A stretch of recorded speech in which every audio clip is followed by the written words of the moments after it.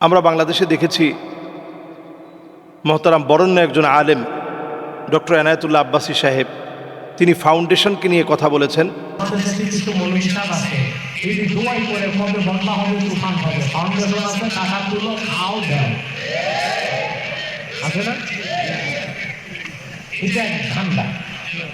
যারা এই যে ফাউন্ডেশন করে ত্রাণ দেয় না, এরা অপেক্ষা থেকে বছরে কখন বন্যা আসবে। বন্যা আসছেই তো, যায় না। এবং ফাউন্ডেশনের সাথে জড়িত ব্যক্তিদেরকে তিনি এই কথা বলেছেন যে তারা বাঈউল আকফান, কাফন বিক্রেতার মতো। কাফন বিক্রেতা যেমন অপেক্ষায় থাকে কখন কেউ মারা যাবে, তার উপরে আল্লাহর লানত। আসলে বিষয়টা কতটুকু সঠিক? আসলে বায়ুল আকফান, কাফন বিক্রেতা সবার উপরে আল্লাহর লানত কথাটা সঠিক না। এটা উনি বলছেন, ওনার একটা বক্তব্য, উনি একটা কিতাবের রেফারেন্সও দিয়েছেন। এই বক্তব্যটা সঠিক না। কাফন বিক্রেতার উপরে আল্লাহর লানত এই কথাটাই সঠিক না। এটা একটা ব্যক্তির উক্তি তিনি উল্লেখ করেছেন।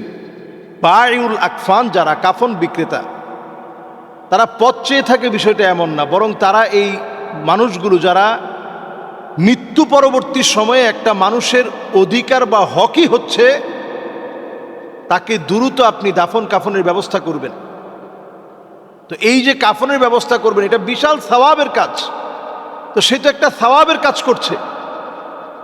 এজন্য উনি যেই যুক্তি দিয়ে কাফন বিক্রেতার উদাহরণ এনে যে কথাটা উনি দাঁড় করাতে চেয়েছেন, ইস্টাবলিশ করাতে চেয়েছেন, উনার যুক্তি প্রমাণ আর দলিলটা ভুল হওয়ার কারণে পরের কথাগুলো ভুল হয়ে গেছে।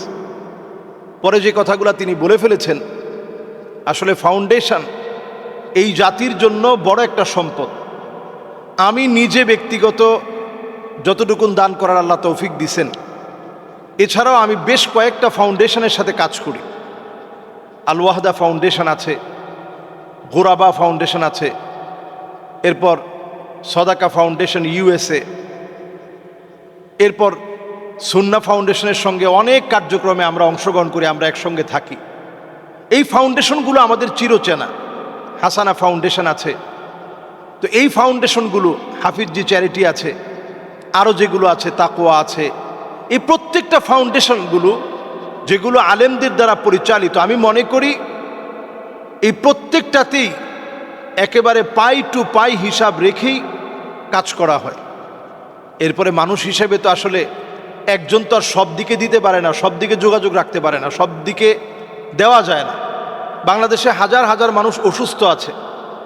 তো এটার জন্য আপনি একটা ফাউন্ডেশন করেন, তো এটা তো একটা অনুপ্রেরণার একটা খাত হতে পারে, অনুপ্রেরণার একটা বাতিঘর হতে পারে যে উনি ফাউন্ডেশন করে বন্যায় কবলিত মানুষের পাশে দাঁড়াচ্ছেন, উনি ফাউন্ডেশন করে ঘরবাড়ি করে দিচ্ছেন, উনি ফাউন্ডেশন করে এই কাজ করছে, তো আমি নৌ মুসলিমদেরকে নিয়ে করব। আমি ফাউন্ডেশন করে যারা অভাবী মানুষ চিকিৎসা নিতে পারতেছে না তাদেরকে আমরা চিকিৎসায় সহযোগিতা করব। তা আপনি এই কাজটা যদি প্ল্যান মাফিক করতেন, তাহলে আজকে আরও কিছু মানুষ আপনার কাছ থেকে সহযোগিতা পেত। আমরা অন্যের কাজকে ছোট মনে করি, নিজের কাজকে বড় মনে করি। এটা সাহাবায়ে কেরামের আখলাক পরিপন্থী। সাহাবায়ে কেরামের আখলাক পরিপন্থী কাজ এটি। সাহাবায়ে কেরাম আল্লাহর কাছে দোয়া করতেন, আল্লাহুম্মা জাআল ফি আইনি সগীরা, আল্লাহুম্মা জাআল ফি আইনি সগীরা, আল্লাহ আপনি আমার নিজের চোখে আমারে ছোট বানায় দেন। এরপরে দোয়া করতেন, আল্লাহুম্মা লা তুআখিযনি বিমা ইয়াকুলুন ওয়াগফিরলি মা লা ইয়ালামুন ওয়াজআলনি খায়রাম মিম্মা ইয়াযুন্নুন। আল্লাহ মানুষ আমার ব্যাপারে যেমন ধারণা রাখে এর চাইতে আল্লাহ সেরা বানায় দেন। আমার যে গোপন গোপন গুনাহগুলো আছে, আল্লাহ এই গুনাহগুলো আপনি মাফ করে দেন। আল্লাহ মানুষ আমাকে যেমন ধারণা করে এর চাইতে সেরা বানায় দেন, শ্রেষ্ঠ বানায় দেন। এখন আমি আপনি যদি বক্তব্য দেওয়ার ক্ষেত্রে আমি যদি বলি যে সব আমি করছি আগে, সব আমি আগে করেছি, সব আমি আগে করে ফেলেছি, আমি এই কথাটা আগে বলছি, এটাকে আরবিতে বলে আনানিয়া বা আমিত্ব। আমিত্ব একটা বক্তব্যের সৌন্দর্যকে ধ্বংস করে দেয়, আমিত্ব মানুষের ব্যক্তিত্বকে ধ্বংস করে দেয়। এজন্য আমিত্ব বাদ দিয়ে কথা বলা দরকার। আলেমদের ভিতরে অনেক সময় মনে কষ্ট আসতেই পারে। যেমন উনি বলেছেন যে আমি নৌ মুসলিম কয়েকজনকে পাঠিয়েছি, একটা টাকা দেয় নাই। এটা একটা কষ্টের জায়গা। আমরা পরামর্শ দিব ফাউন্ডেশনগুলোকে, তারাও যেন নৌ মুসলিমদেরকে নিয়ে কাজ করে। চিকিৎসার জন্য পাঠিয়েছি, সেখানে কিছু দেওয়া হয় নাই। ফাউন্ডেশনগুলো চিকিৎসা ক্ষেত্র নিয়েও কাজ করবে। যারা গরিব, দুস্থ, অনাথ, যারা টাকার অভাবে চিকিৎসা করাতে পারছে না, অমুসলিম হয়ে যেতে চায়, চিকিৎসার টাকা কোত্থেকে আনবে সেটা ভাবতে গিয়ে অমুসলিম হয়ে যেতে চায়, এই মানুষগুলোর জন্য চিকিৎসার ব্যবস্থা করে দেওয়া, এটাও ফাউন্ডেশনের কাজ।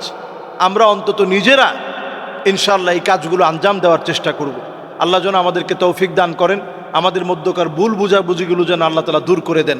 অন্য কাদা ছোড়াছুরি করবে, শাহরিয়ার কবিররা জিতে যাবে, তাদের কথার মতো আমাদের কথা হবে, এই বদ বিশ্বাসগুলো থেকে, এই বদ কথাগুলো থেকে আল্লাহ যেন আমাদেরকে হেফাজত করেন। আসসালামু আলাইকুম ওয়া রাহমাতুল্লাহি ওয়া বারাকাতুহু।